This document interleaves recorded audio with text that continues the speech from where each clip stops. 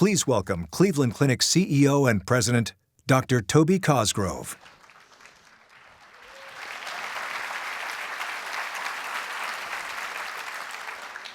Well, good afternoon. I can't tell you how pleased I am to have you all here. This is one of the things that I have been looking and planning for 4 years since I first heard Sheryl speak at Davos. Sheryl is the Chief Operating Officer of Facebook, a best-selling author and founder of leanin.org and optionb.org. She's been called the most powerful woman in Silicon Valley and the secret sauce behind Facebook's success. Sheryl Sandberg was born in Washington, D.C. and grew up in North Miami Beach, Florida. She worked for McKinsey & Company, the World Bank, the Department of Treasury, before joining a 3-year-old Google in 2001.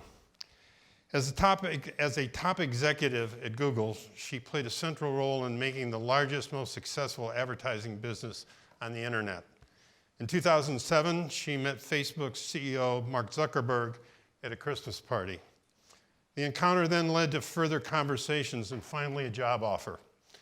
Over the next 9 years, Facebook grew from 100 million users to more than 2 billion. It is now the 5th largest company in the world. In 2013, she published Lean In, Women, Work, and the Will to Lead. Sheryl married David Goldberg in 2004 after a friendship. Sheryl called him her rock and her best friend. David died suddenly, 11 years later, while the couple were visiting in Mexico. Profoundly affected by grief, Sheryl consulted her friend Adam Grant, a psychologist.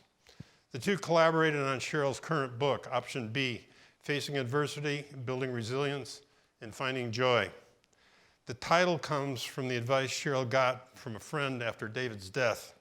The friend told her, Option A is not available, so let's kick the shit out of Option B. The New York Times called it a remarkable achievement, generous, honest, almost unbearably poignant. Here's a video to tell you a little bit more. Every day, almost 2 billion people log into Facebook. It has changed who we are and how we interact, reuniting us with old friends, keeping us connected to what's happening. And for Facebook Chief Operating Officer Sheryl Sandberg, that's been the most important part. Touching people's lives, making a difference.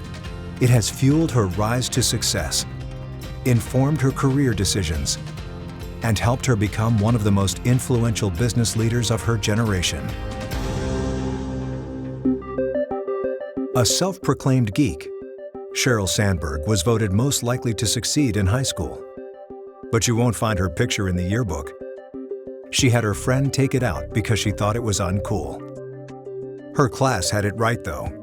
She went on to Harvard, and it was her thesis advisor, Larry Summers, who later tapped her to become his chief of staff when he became Treasury Secretary in 1999. Though she thought she'd always work at nonprofits, Sheryl recognized the way technology could change lives. So she moved to Silicon Valley and joined Google in 2001. In 2008, she joined Facebook as the Chief Operating Officer, overseeing the firm's business operations. And in 2012, she became the first woman on Facebook's board of directors. Because I had a lot of respect looking at what you built at Google and wanting to get a sense for some of the lessons that you'd learned. I want to spend some more time learning from Sheryl. She's one of the most influential women on the planet. She's the female force behind the largest social networking site in the world. Thinking back to the girl who was embarrassed to be voted most successful, motivated Sheryl to try to inspire other women to embrace success. Her book, Lean In, became a bestseller that resonated with women all over the world. Sheryl's book, Lean In, is very useful in putting in one place a lot of the research about the internal barriers. While asking others to lean in, there came a time for Sheryl to actually lean on others. 2 years ago, the unexpected death of her husband, SurveyMonkey executive Dave Goldberg, forced her to think about life differently. When Sheryl shared an emotional Facebook post about her grief, Over 70,000 people responded. That led to her newest book, Option B, Facing Adversity, Building Resilience, and Finding Joy. I think the overwhelming message of this book is we're a lot more resilient than we think we are. Smart, strong, brave. Sheryl Sandberg demonstrates what it means to rethink limits, push through fears, and overcome obstacles. Through it all, she brings our vast world a little closer and empowers a new generation to lead. Please welcome Sheryl Sandberg.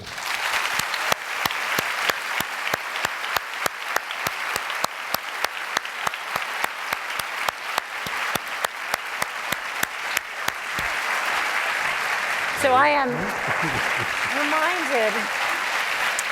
reminded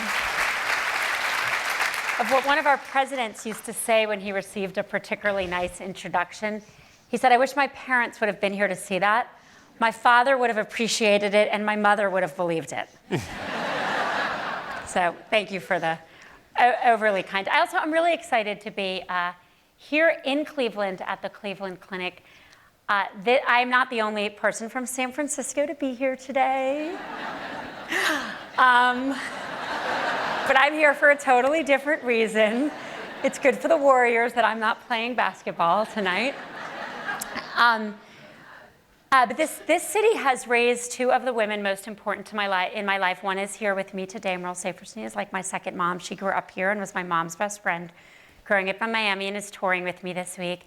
And Marnie Levine, who so many people know, who's my dearest friend in the world, grew up here. So I feel at home here. And Dr. Cosgrove and this clinic has been really important, helping me sort through an understanding of why Dave died, helping me think through choices I have for me and my children since then. And so I have had the honor and privilege of benefiting from the great medical knowledge of the Cleveland Clinic, and it is an honor to be with all of you here today. Thank you for welcoming me. Thank you.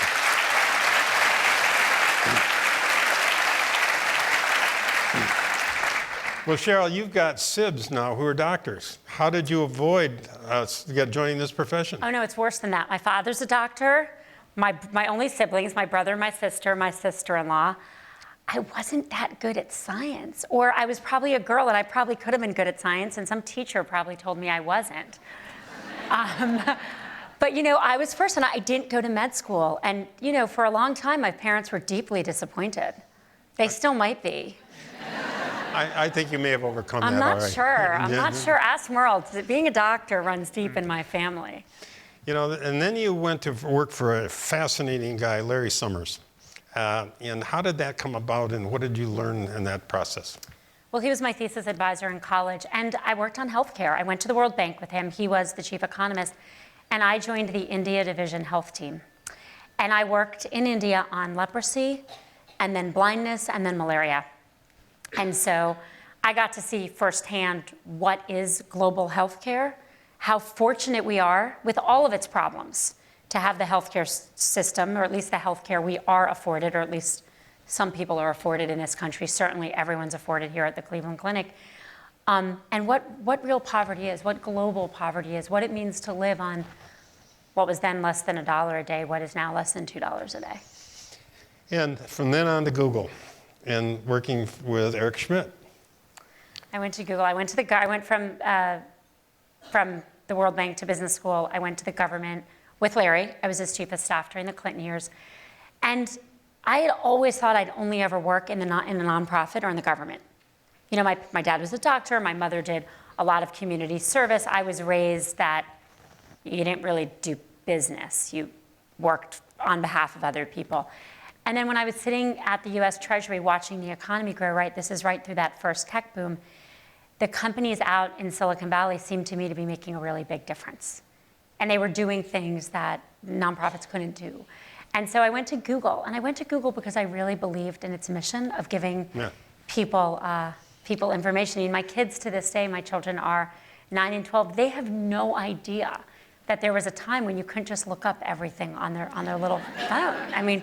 You try to explain what the library is. They kind of know what that is because that's what they go to in school, but They know what an encyclopedia is? they have no idea what an encyclopedia is, you know? Okay, I got to ask the question. So Yeah. you worked in government. You going back? I'm not going back. But I do think... A lot of people want to know this. I do think I really love Facebook and love our mission and feel like I have my life's work. But I do think we need a lot of changes in public policy. I mean, you and I were just talking upstairs about how we are in the first generation where lifespan is decreasing in the United States, decreasing. And that is because of obesity, that is because of the diseases that are caused. And so, you know, we need to do better. We need to do better on public health, even in this country. We need to do better on the availability of high quality food. I know you've done a lot on this. I'm a very active volunteer for the food bank in my area and through the state of California. And we need to do better with the better public policies that are going to support people. You know, you then gave a commencement address at Harvard Business School, your alma mater. And that was in 2010. That was the impetus for the subsequent book. So when I came into the workforce, I graduated from college in 1991, and I looked above me, and there were basically men leading things. And then I looked aside, and there were women and men in equal numbers. And I thought my generation would change that. But the years went by, and it just didn't. And I have a secret to tell everyone, okay? I don't mean to shock you, but men still run the world. I'm not sure it's going that well.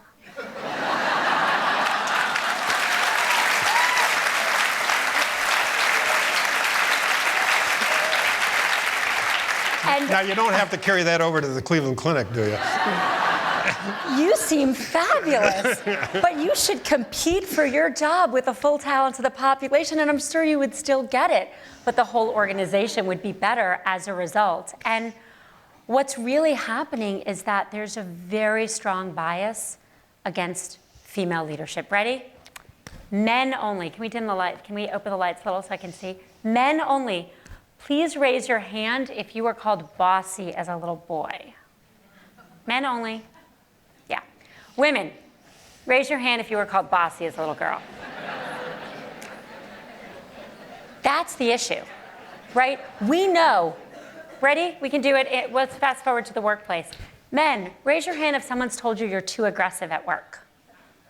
There's always a few hands on this. Women, raise your hand if someone's told you you're too aggressive at work. Now, here's what we know. In gender-blind studies of children and adults, men are more assertive than women, boys are more assertive than girls. But we expect men to be assertive and not women, and that is the bias that leads us to 5% of the Fortune 500 CEO jobs. Just that's a small percentage of the people who are running medical institutions running for office. And we can change that by understanding that bias and correcting it. So if you want to help out, go to a playground this weekend. You can do it in any city, certainly in Cleveland. And you walk up to a little girl after she's been called bossy, likely by her parents, and you say, that little girl's not bossy. That little girl has executive leadership skills.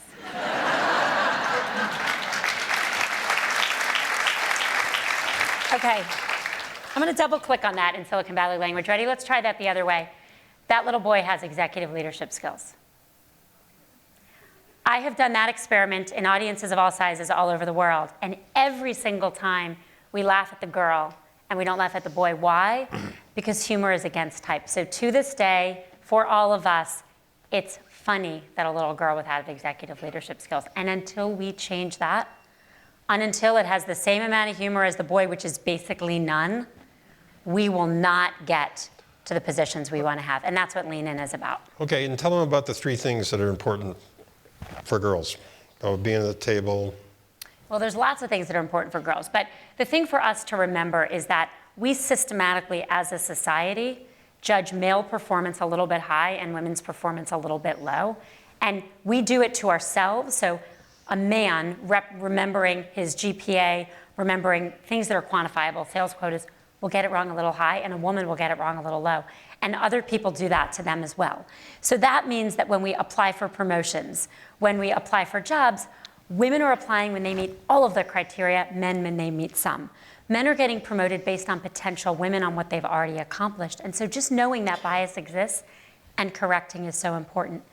We have a ginormous bias on race. If you send out 2 resumes, exact same with a black sounding name and a white sounding name, that white sounding name is worth 8 years of experience in the workforce, 50% more interviews. These are the biases we have to uncover. So what we need is for us to correct, for us to know that we're systematically undervaluing women and minorities relative to white men so that we can make those corrections and give people the chances based on opportunities that they need. So what kind of questions you ask in an interview? I ask lots of questions. One of the things that I like to do in an interview is I actually like to let people talk as much as possible and kind of see where they go, and give them a chance to ask questions and see what they ask. And obviously it depends on the age and the tenure, what I'm looking for. But I'm usually looking for someone who's pretty open and honest about the things they don't know, and I think is going to be able to be a great part of a team. You had a major traumatic event in your life. And it is, I think, probably fair to say, changed your life? I mean, I don't have to tell this audience this. We're sitting at, one of the preeminent medical places in the world, which means that this institution and this community are facing death and illness and the kinds of things that change your life. And sometimes they change our lives slowly, and sometimes they change their lives quickly. I lost my husband Dave to a cardiac arrhythmia very suddenly, and I had no idea what to do. No idea. Any skill I had before that I thought I could apply, I couldn't. And so I turned to my friend Adam Grant, as you said in your intro, who's a psychologist, and asked him, what do I do? How do I get my kids through this? How do I get myself through this? And I asked him, how much resilience do I have? And he said that was the wrong question. How much resilience do my kids have? Wrong question, because we're not born with a set amount of resilience. We build it. It's a muscle. We build it in ourselves. We build it in each other. And that path led to writing this book as we're trying to share the lessons we've learned, and I think lessons that this community knows so well. So how did you begin to build your resilience and come out of this? For example, Elizabeth Kubler-Ross talks about grieving, denial, anger, etc. Was that appropriate for you? I mean, I had all of those, and those feelings came. And what Adam taught me that we share in Option B is that there's 3 traps that happen that we put ourselves into, which make it harder to recover. And let's be clear. Grief is a long-term process. There is no one right way. There is no timeline on which we process, and it comes and goes. It's part of our lives. And so part of it, my rabbi told me to lean into the suck. Not what I meant when I said lean in, but actually very good advice, because just accepting that, yes, I was going to feel angry, sad, all of those feelings would come and overwhelm me was so important. It's also worth knowing what are the cognitive mistakes we make which keep us from recovering. And one of them is personalization. I blamed myself. When Dave died, I didn't go to med school. Everyone in my family did. Why didn't I diagnose the coronary artery disease that his doctors didn't diagnose? Even once I got over that, my mother's life was interrupted for a month as she came to stay with me. I missed all my client events. I was putting a lot of pressure on my teams at work. You could just blame yourself. We blame ourselves for things that are and aren't our fault. But even the things that are our fault, showing the same compassion to ourselves we would show to a friend, allows us to move on and recover, and that is hugely important. And it wasn't until Adam said to me, if you don't stop blaming yourself, your kids are not going to recover, that I gave myself the permission to try to move forward. Pervasiveness. What happens in one area of your life usually doesn't affect all areas. Now, that's not always true. Earlier today, I was in an amazing organization, your local immigration and refugee relief organization that's placing people who are immigrating here. They're doing amazing things with people who it actually does affect every area of their life, right? If you are in Syria, you lose your family, you lose your home, you lose pretty much everything, and you move to a new country. But most of the time, and even people who face that recover, we have a great story of that in the book, but most of the time when we have something really terrible in one area of our life, it doesn't affect all areas, and reminding ourselves of that. And then permanence. When I first lost Dave, I thought the overwhelming grief would just be with me always. And it is, but not the way it was at the beginning. And trying to tell people, this will get better, right? Time does heal, not completely, not entirely, but it really does heal, is so important, and that's part of what we're trying to do. So you went back to work 10 days later. And how were you treated at work? The therapist I was working with my kids told me to get my kids back to school and their regular routine as quickly as possible. So a week later, 10 days later, they went back to school and I went back to work. And you know, what was really surprising for me, I mean, I had read about stages of grief, even though they're kind of states, not stages we know now. So when the anger came, I wasn't surprised. When the sadness came, I wasn't surprised. But what did surprise me is that it really flattened my confidence in all areas of my life. You know, I'd been a parent before with a great husband, and now I had to parent on my own 2 grieving children. Yeah. I went back to work. I could barely get through a meeting without thinking about Dave, let alone contribute. And so despite having, you know, written Lean In, we have 33,000 Lean In circles. I know some of the amazing leaders of Lean In Cleveland are with us tonight. I'd spent years building up other women's self-confidence and my own. This just took it all away. And what I realized is that I had gotten this exactly wrong. When people came back to work, what I used to say to them is, do you need time off? And that's still really important. But then I would say, but don't worry if you can't do that project with all you're going through. But when that was said to me, it proved what I knew, which was, oh my God, I'm not gonna be able to do my job, and I'm gonna lose this too. Mark Zuckerberg, my amazing boss, I have no idea how he knew this. My first day back at work, I fell asleep. I believed someone who used to work at Microsoft worked at Google. That's like saying someone is from the Warriors in this city tonight. It's bad. It doesn't sound that bad, but it's really bad. You know, I rambled and I called Mark that night and said, well, maybe I can't do my job anymore. And he said, oh, everyone falls asleep in meetings. But he also said, I'm glad you came in today because you made a great point. And so now when people come back to work, of course I offer them time off and try to take the pressure off, but if they want to be there, I also thank them and compliment them. If they make a good point, maybe the point they wouldn't have needed a compliment on before, I do that. And this works, and this is important, it's not just for someone who's lost a spouse. Losing a child, getting treated for an illness, someone going to jail, being a victim of assault, all of these things destroy our confidence in other areas, and we can work to build each other up. So as a result of that, you've now changed the bereavement policy at Facebook. Yeah, so Facebook has great policies, and I feel lucky for that and proud of my company. We gave 10 days of bereavement leave for immediate family members and 5 days for extended before, and now we're 20 and 10. We also put in another 6 weeks of family medical leave. And leave is a huge issue for companies and for public policy in the United States. We're the only developed country in the world that doesn't have paid maternity leave. The only one. That is not a good place to be, let alone the paternity leave we need and family medical leave. And I mean, this community and this institution knows so well, when things happen, we need to be there. We need to be there for our own health. We need to be there to take care of others in our families and in our lives. And our corporate policy and our public policy needs to support that. Let's go back to resilience. How did you build resilience, and is it possible to build it for organizations? It is. I think it really is. We build resilience not just in ourselves, but each other, and we can build resilience in our communities. And there are so many good examples of how we do that. For organizations, whether they're nonprofits or government groups or companies, the most important thing about building resilience is learning from failure.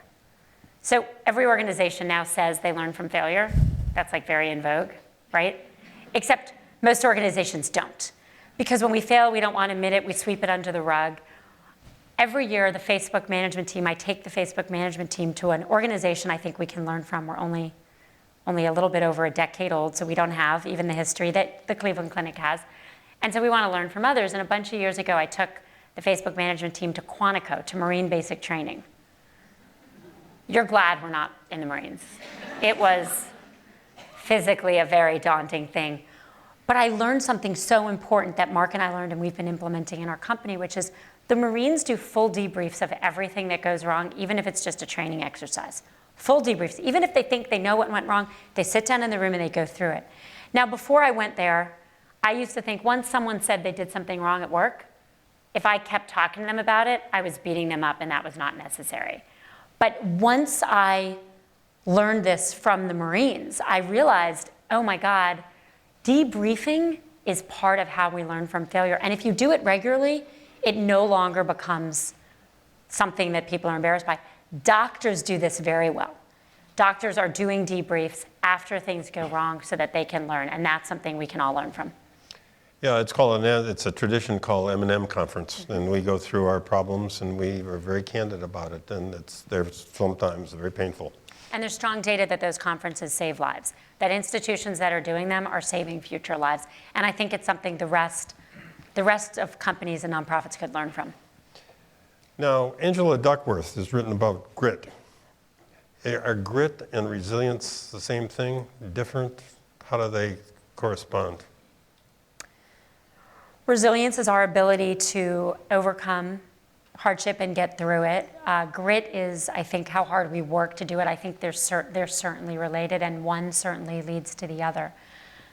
Adam and I have talked a lot about how there's a huge self-help section in every bookstore, right? But there's no help others section. We want our book to be in the help others section because I think we help build resilience in each other, and one of the ways we have to do it is acknowledging pain. And once I lost Dave, I realized that I really got this wrong before. Before Dave died, if someone was going through something hard, if someone died or they had cancer or their father went to prison, whatever it was, the first time I saw them, I would usually acknowledge it and say, I'm so sorry for your loss, your hardship, your illness. And then after that, I would never bring it up again because I didn't want to remind them. You can't remind me I lost Dave. Trust me, 2 years later, if someone says, I'm so sorry for your loss, I'm not like, damn, I forgot. Why'd you remind me? And you can't remind someone that she has cancer. She knows. And so when we don't talk to each other, we are withholding the support we need right when we need it the most. And Adrienne Boise, who's here today, who's part of the Cleveland Clinic staff, who so generously joined the staff of the advisory board of OptionB.org, my nonprofit, has talked about this as well, as how we help each other.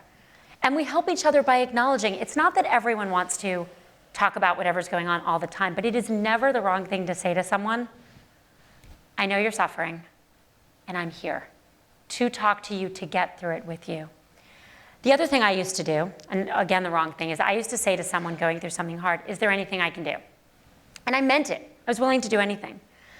But on the other side of that question, I realized that question kind of shifts the burden to the aggrieved the person who needs the help to answer the question. And how do you answer that?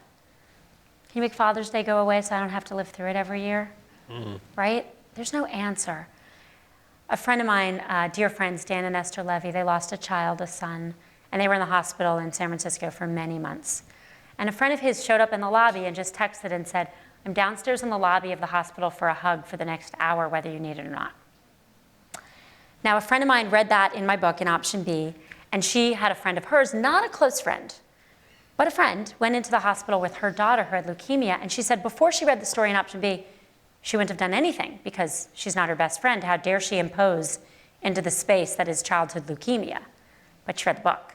So she went to a toy store, she bought a stuffed giraffe, she showed up at the hospital uninvited, texted upstairs and said, I'm here with a toy for your daughter, if you want me to come up, or I can just leave it here. So the woman immediately was like, please come up. So she gives the toy, the 4-year-old's opening the giraffe, and the mother is standing behind her just crying hysterically. Thank you for coming. And the whole hour she was there, no one else did. You don't have to be someone's best friend from the first grade to show up. And while we have yet to eliminate cancer, we have not eliminated death, and I know we're not going to, even though I know this institution is going to have some of the advances that help both. We can take away the elephant that's following people around who are dealing with these things, and we can speak about it and we can show up, and that will make an enormous difference. You know, I've noticed that at funerals, people frequently laugh and tell jokes. Yes. Or tell stories that are humorous. What's the place of humor in grieving? It's so important. My friend Nell Scoville wrote Lean In with me, and she was the editor of Option B, and she's a comedy writer, and she had 4 siblings, and her mother died, and at the funeral, she stood up with an envelope and said, "I have in this envelope the name of Mom's favorite child." At the funeral. Good for her. Good for her. Because humor, I understand why we make jokes at funerals now. Humor takes away the pain for an instant, and it takes back control. It says that we can laugh and we can live. And on the other side of grief and building resilience, it's about telling people you're there to talk to them, not pretending what they're going through doesn't exist and waiting for them to bring it up, not waiting for them to tell you exactly what they need, but just showing up. But it's also about permission. Permission to live, permission to love, permission to laugh, which we can do a much better job giving each other. So what are you permitting yourself to do now? In the early days, I had to give myself permission to feel joy. About 4 months after Dave died, I was at a friend's child's bar mitzvah, and a childhood friend pulled me on the dance floor, and I danced for about a minute, and then I really kind of collapsed. It was super embarrassing. I was crying. I had to be taken outside, and I couldn't figure out exactly what was wrong. And then I realized I felt okay, even happy, for 1 minute 4 months later. And then the guilt just flooded into my body. What am I doing on a dance floor? Dancing when Dave is gone. And guilt, survivor's guilt, we feel it when we lose someone, we feel it when we lose a child, we feel it when we recover from an illness other people don't recover from, we feel it when someone else loses a job and we don't, or we get another one. It's a thief of joy. And right around then, my brother-in-law so generously called me and he said, "All Dave ever wanted was for you and your children to be happy. Don't take that away from him in death." And then the question is, okay, how? So you say, okay, I'm gonna let myself be happy. How? And happiness is something we deeply don't understand. We are terrible predictors of our own happiness. Dan Gilbert wrote a great book on this. That's really worth reading, but we're waiting for the big stuff. We're waiting to have a child, get a job, something big to happen, but really happiness is the small things in our lives. And so one of the best suggestions Adam ever gave me, which I hope people take from tonight, is at the end of every day, write down 3 moments of joy. Moments, tiny things, because even after Dave died, my coffee tasted great. Or my daughter gave me a hug, unsolicited. Maybe hinted at, but not directly asked. But that is a moment of joy. And what I realized is that before this, I went to bed every night worried about what I did wrong, what I was going to do wrong the next day, what was going to fall down, mess up. But because I was writing down those 3 moments of joy, I go to bed thinking about moments of joy, and I notice them more during the day. If there's one thing I can give you, it's that. 3 moments of joy, it'll change your life. Have you given yourself permission to date? I did. I started dating, and it wasn't easy. I got a bunch of public criticism. I got a lot of support from the people around me, especially Dave's family, Dave's mother and brother, who had lost their father and I think understood. And we do this to women much more than men, and there's nothing that upsets me more than something that's sexist. But when people date, when people date after losing a spouse, we judge women much more. Men date more often and more frequently and faster. And what I wanted get married too. And they get married faster and more often, yeah. And what I wanted to say to everyone was, I found the person that I wanted to spend my life with, but I don't have that choice. And so the people like Dave's mother, amazingly, and Dave's brother, who gave me permission to date, they gave me permission to feel joy, along with permission to laugh, along with support I needed at work. And the point of Option B is that we can do a better job showing up for each other and giving ourselves permission to live. Let's go back now. If you had to write Lean In again, would it be any different? In some ways it would be. I wrote a whole chapter in Lean In called Make Your Partner a Real Partner. And then I didn't have one. And although I had written about different family structures in Lean In, I think the name of that chapter was a problem, much like the fact that the Girl Scout troop insists on having the father-daughter dance every year is a problem. Like if they would call it the daughter friend dance or the daughter family dance, it wouldn't be so painful for me and my daughter every year. Naming matters, and so the fact that I called it Make Your Partner a Real Partner was a mistake, and I've apologized publicly for that. Parts of it would be the same, because I do believe that a world that was run by more women, by more diverse voices, would be a fairer, equitable, more peaceful world. And so I think there are some women from Lean In Cleveland here tonight, right? Can y'all stand up? Stand up. Stand up. Yay! Some back there too, yay! So we formed leanin.org with the publishing of Lean In, and we have Lean In circles, think small groups of women or men. We advise 8 to 10, but in Houston there's one with several hundred because they say everything's bigger in the state of Texas. So it's really your choice, but small groups that are meeting once a month to support each other and be as ambitious as they want to be, to say to each other yes, not no, to say to each other why not why. And we have 33,000 now in 150 countries in the world. We grow by almost 100 a week.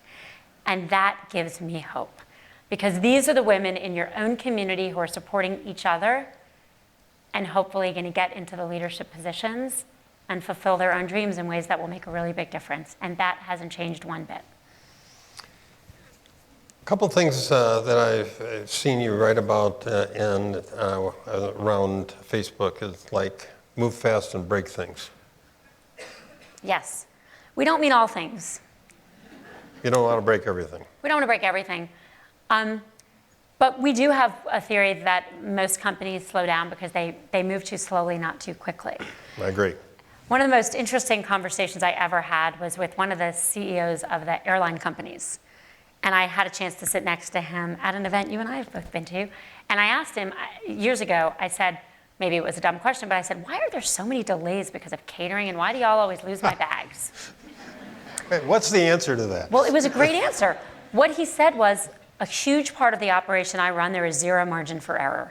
Zero. Planes can't crash. He's like, all of our errors, all of our mistakes are going to be catering and baggage. And I was like, that's fantastic.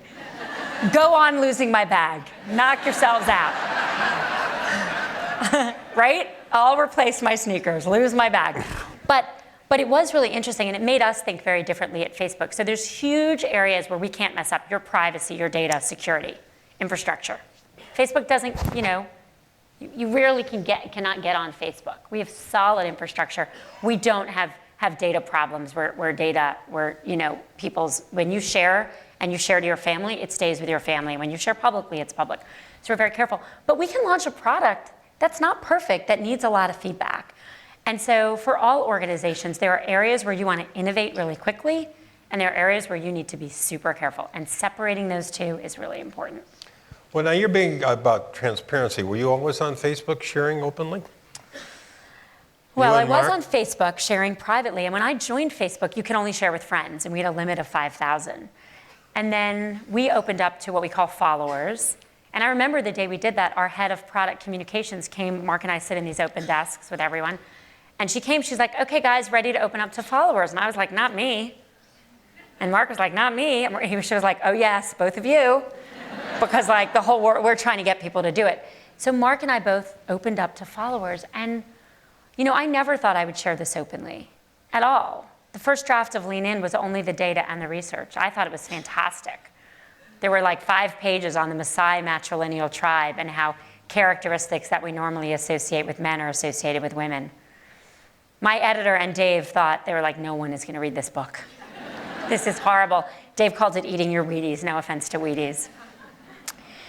And so the personal story got added in to make the points I wanted to make about women in leadership. And, Mark has posted publicly on miscarriages he and Priscilla had before they were able to have babies. And I think the process of building a product that has the goal of making people share and connect has made us share and connect more. And that doesn't mean everyone wants to share everything openly. They don't, and I don't. But it does mean that we find our humanity in our relationships with one another. We formed OptionB.org when I launched the book, and there's 350,000 people in the overall groups, which is amazing. And then we have these subgroups on discrimination and assault, and one is on coping with grief. And on May 1st, which was the 2-year anniversary of Dave's death, even after writing option B, traveling around the country talking about it, I really didn't know where to turn. And I turned to that group. There were thousands of people in that group, none of whom I knew. And I posted about visiting Dave's grave that day, and I posted just the sheer grief of that 2-year mark. And it was a post even my closest friends who haven't been through death might not have understood, and it was one I never would have shared publicly. But in that group of a couple of thousand people, all who have experienced real loss, I found my support. On Memorial Day, a woman in the group posted, and she said, "Today we remember." And she put up a picture of her husband, and she said, "This is my husband." And then she said, "Everyone share who you lost." And hundreds of people, "This is my child, this is my sister, this is my wife." And I posted, this is my husband. And I'm not saying we all want to share always, but that sharing makes me feel less alone. And when we face life's hardest things, it's not just the hardship itself, it's the isolation, and that we can change. So Facebook is a very powerful media. And you and I shared a unique experience together. Why don't you tell them about it? We were at a conference over the summer, and I was there and Mark was there, and we were all kind of having tea late one night after the event, and it was the night of one of the police standoffs, and it was running live on Facebook. And Dr. Cosgrove sat there with me and Mark as we talked about the fact that this was running live on Facebook and what that meant. And, you know, technology is a powerful thing, and the ability to go live on Facebook is a very powerful thing. And it has, I think, been really important in transparency for things that people need to know are happening. I think we in our country have a deeper understanding of some of the challenges people face in our streets, in their lives, because some of those moments are captured on video.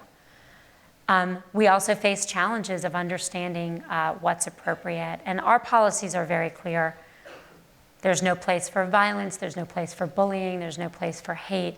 We rely on our community to help us pull those things down. And we are proud of the role that we've played in making certain things more transparent and open and honest. And we also recognize the very large responsibility we have to get those content policies right. So how is the social media industry, if you will, beginning to address this going forward, and how should it? Because this is you know, you got one bad apple and 1 million people using it well. How are we ever going to police that? Because you've come under enormous criticism. So we have very Not you clear personally. policies. Yeah, no, Facebook, you know, look, we have very clear policies. Facebook is not a place for bullying. Facebook is not a place for terrorism. Facebook is not a place for violence. And we have big teams around the world trying to enforce those policies. We also see a lot of people on those platforms helping people from bullying, helping people who have been attacked by violence. You see amazing work being done to help refugees resettle, to help understand stories. And I think, you know, we have a responsibility to set the right policies and enforce them well, and the community has an opportunity to help us find those things. We have 2 billion people posting on Facebook, and so we rely on people to report things to us, and then it's up to us to take action as quickly as possible. I do think that social media serves a really important role in helping us build empathy for each other and resilience. You know, why? Why do we let, you know, over 1 million children die every year in this world of unclean water? There are people who will die today in the Cleveland Clinic and hospitals around the world, and hopefully they are dying of things we do not know how to treat or prevent yet, right? Right. Those are deaths we are working, and I know there's so much great research going on here to prevent. But we know absolutely how to prevent deaths from clean water. We know you get clean water in the first place, it is cheap. to do that. These water systems are cheap, and the diseases that come out of that are completely treatable if you're in the right part of the world. So why do we let it happen? We let it happen because those children are not living on our block, and we can't see their names and faces. I studied economics in college. We talk about the invisible victim. You can't place, a million children. What does that look like? But when you see that one child, if a child were standing in front of you dying of typhoid, you would cure that child. And so I remain a technologist and an optimist because I believe if we take those stories and make them clear and we show people the face of that child, we will not let that child suffer. And we will find ways to get clean water to everyone in the world, something we certainly have the technology to do. And we will only do that if we care, and we will only care if we see. And we can only see the visible victim, not the invisible one. And I think that's what social media at its best enables us to do. Now, I've got a couple more questions, but Sheryl has agreed to take questions from you all, and there's 2 microphones here. And so we invite you to join in this discussion. Sheryl, you've spoken very well and eloquently about women and women in leadership positions. What is the political atmosphere for that now?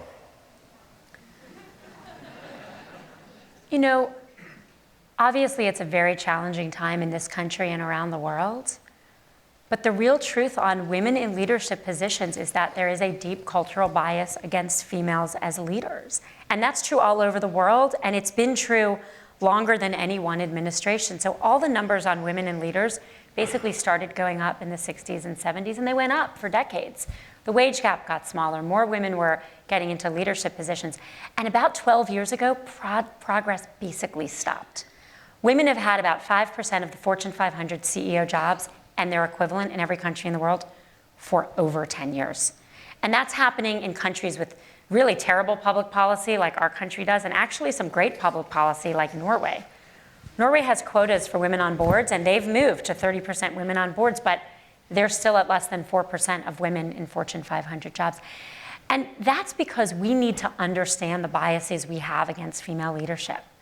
As human beings, we process very quickly. By the time an animal's running at me and I were to process deductively, 4 legs, fur, tail, that's a lion, I'm dead. And so we have evolved to process very quickly, and that means we hold people to their expectations. So when a woman leads in the workplace, she's too aggressive. When a girl leads on the playground, she's bossy. And we saw that right here today, as we do in every audience in the world. When a man leads, he's a leader. And we can change that, but we're going to have to recognize what it is and start applauding little girls all over the world for leading. Great.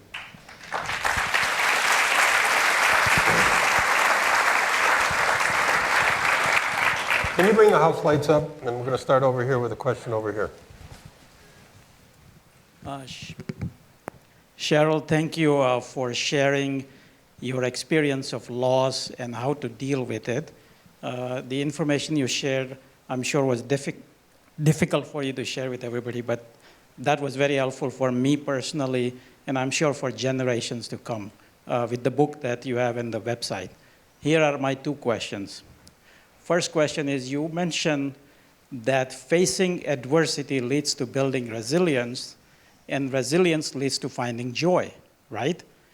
Now, your boss, Mark Zuckerberg, recently said that we should give universal basic income to everybody.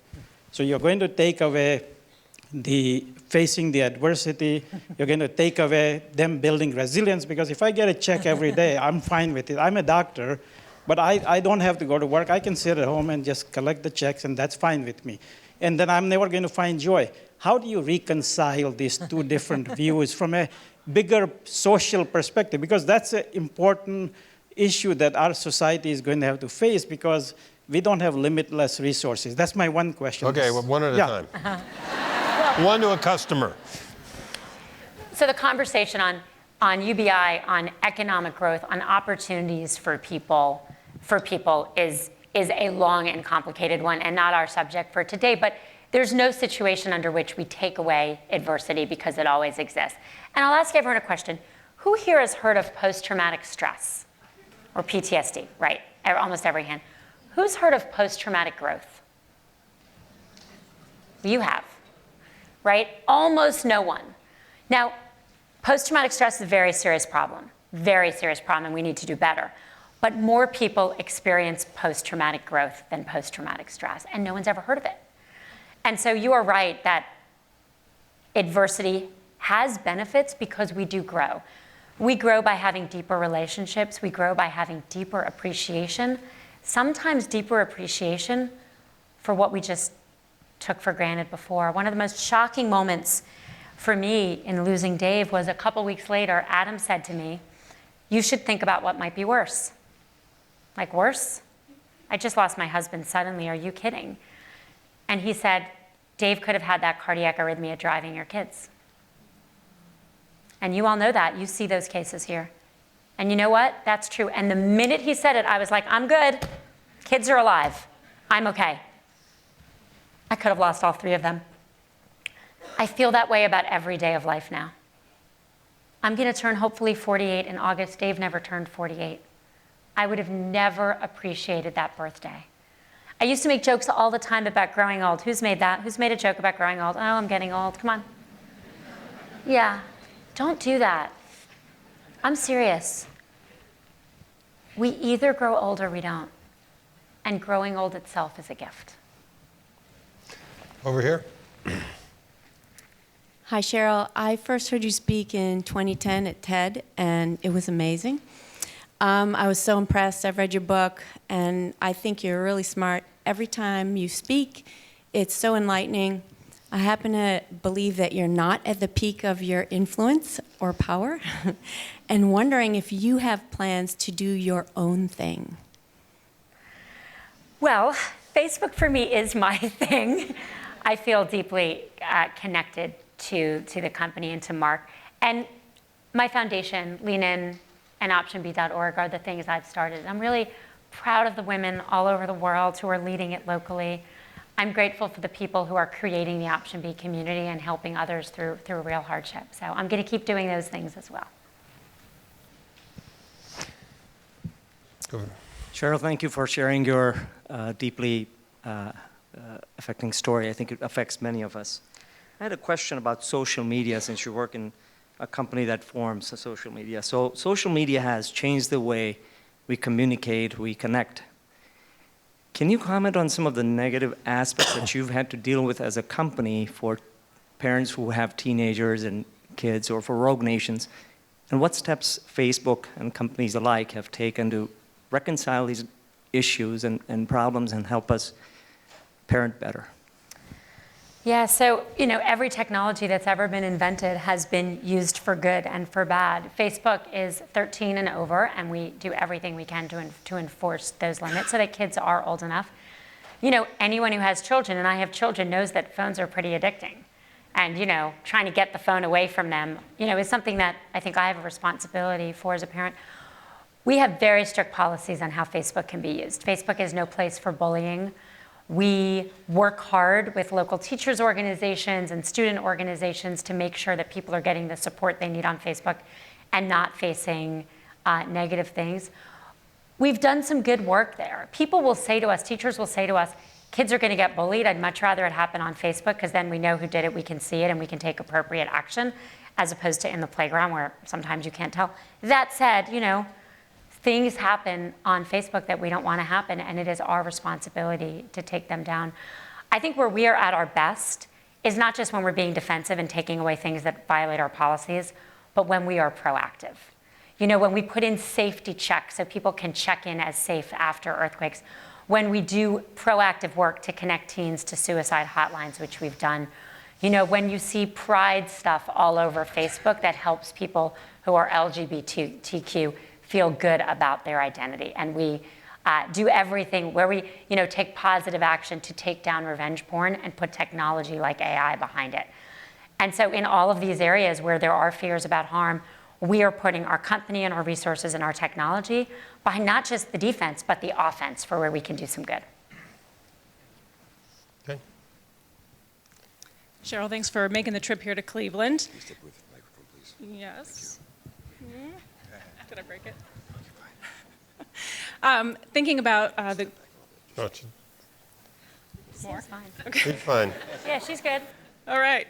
Thinking about all the great work that you did in putting together Lean In and connecting all of the great work and research and practical stories around internal barriers was very helpful for me personally, for my team at my office and other women that I know. But I also think that there are very real and pervasive external barriers. You've talked about paid maternity leave as one of those. You think about things like the disconnect between our work day and our school day, work year and our school year that make it very difficult for women. I'm wondering what you think are some of the most pressing external barriers and how we can best address those. Well, I think the bias against female leadership is an external barrier. We have it in ourselves, but it exists broadly in society, and you see that in how girls are treated. And I think the public policies. We don't support single mothers enough. 37% of single mothers of all backgrounds in this country are living in poverty, 40% if you're Black or Latina. And the poverty line, you have significant challenges above that. So many more people are facing significant challenges. And so everything from leave to the basic social supports and supports we give people, we need to do better at making those barriers. We also need to do better at understanding that women do work and supporting them. I'll ask another audience question. Men, raise your hand if anyone's ever said to you, should you be working? You never get one, ever. Women, raise your hand if anyone's ever said to you, should you be working? 70% of mothers are in the workforce because they have to be and want to be. Our messages are constant that this is a choice for women. It's not a choice. And we should stop pretending it is and stop telling women that they can't do it all. Because what we mean by that is have a career, have a job, and have a family, and most women do. And we need to stop assuming something that has to be true is not true. Over here. Hi there. Thanks for coming today. I was really inspired by your story about showing up for people in, times of grief and difficulty for them. But I have a global community of people that I care about, in part facilitated by things like Facebook. So do you have any suggestions on how to be supportive and, be there for people when you're not physically there for people? Well, I think it's the understanding and the empathy and the sharing. So we share our own experiences and we comment on theirs. I know how you feel because of this, or I'm in this with you. One of those powerful things I learned through losing Dave and studying resilience is how powerful the word we is. You're going to get through this. You're going to get better. Those are nice sentences. I said them, often said kindly, but on the other side of that, what people are thinking is, you have no idea if I'm going to get through this. But when I had friends who were diagnosed with cancer before I lost Dave, I used to say, I know you'll be okay. And now I know that the voice in their head is saying, how do you know that? And so now what I say is, I know you don't know if you're going to be okay, and neither do I. But you're not going to go through this alone because I am here with you every step of the way. We is a very powerful word.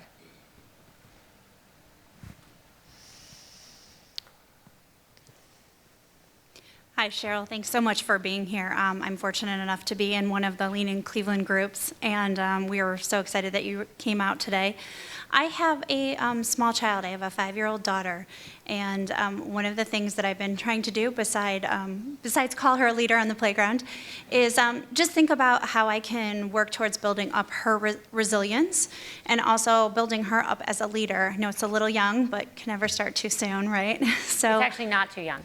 I'm just interested if you had one or two things to pass along to, I'm sure many of us in the audience are moms of younger ones, just what advice you would give them on helping to build up their resilience. Yeah, so we have some resilience on some lessons for women and leadership and equality on banbossy.org, some part of my foundation, and there's a chapter on resilience in option B. If you're thinking about girls, one thing that's worth knowing is there's a toddler wage gap in our country. We pay little boys, toddlers, more to do fewer chores than girls. So for anyone who's in the workforce, that'll feel kind of familiar. And so treating boys and girls equally in the subtle ways and the not so subtle ways, and we have lots of tips. When you think about building resilience in children, all children need resilience. My kids needed it for real trauma. Other kids need it because they're facing such severe disadvantages. And yesterday I visited a shelter and a program for homeless youths in Cincinnati. I mean, these kids have faced abuse and poverty and abandonment. I mean, they need so much more than society and their families were able to give them, and we have to step into that void.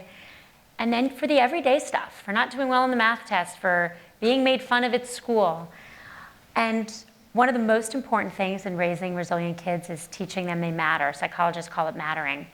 Your voice matters. You have agency. I will ask your opinion. Not doing too much for our children. I am jumping right on the bandwagon against the helicopter parenting because I see this graduating into the workforce. A friend of mine is at a law firm. They have parents calling to arrange housing for their law school interns. No. I tell my friends, if you are emailing me to get your child a job, we're going to decide we don't want your child because your kid is in college and can't email him or herself. Don't do too much for your kids. Let them skin their knee, let them fail, let them do it on their own. They will only build resilience that way.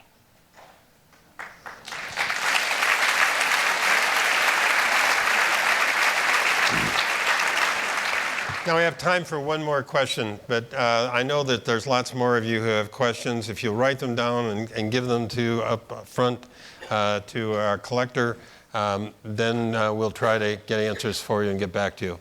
So last question. Thank you for being here. As a young adult, I watch the news and I see all of the discrimination and awful things going on in the world, and I was just wondering how we can keep optimism and have faith that we can change things for the better. I think on some days we can't, right? On some days, whether it's personal death or terrorist attacks, it feels overwhelming. One of the things we do to build resilience, particularly collective resilience, community resilience, resilient in each other, is hope. And I think we find it. And we find it in ourselves and we find it in examples of others. Maybe the best Facebook post I ever read, and let's face it, I've read a lot of Facebook posts, was from a man named Antoine Liris. He's a journalist in Paris, and I've since had the honor of meeting him. His wife died in the 2015 Paris terrorist attacks. And 2 days after he lost his wife, 2 days, he got onto Facebook and he wrote, 2 days ago you took the love of my life, the father of my child, our child, but you will not have my hate.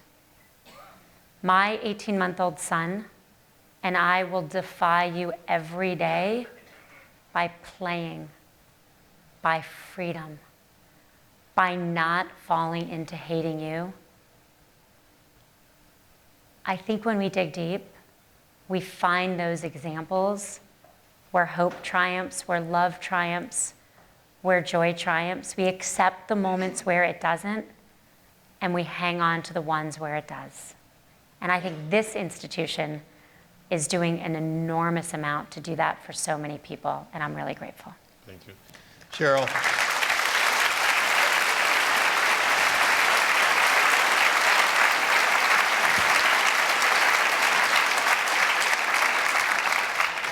Sheryl, on behalf of all of us, I want to thank you. I want to thank you for the technology that you brought, but more importantly, I want to thank you for the humanism that you brought to all of us and shared with us.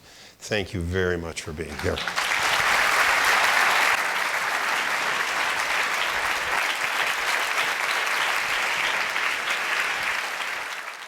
Our next speaker on the 19th of June will be the CEO of Microsoft, Satya Nadella.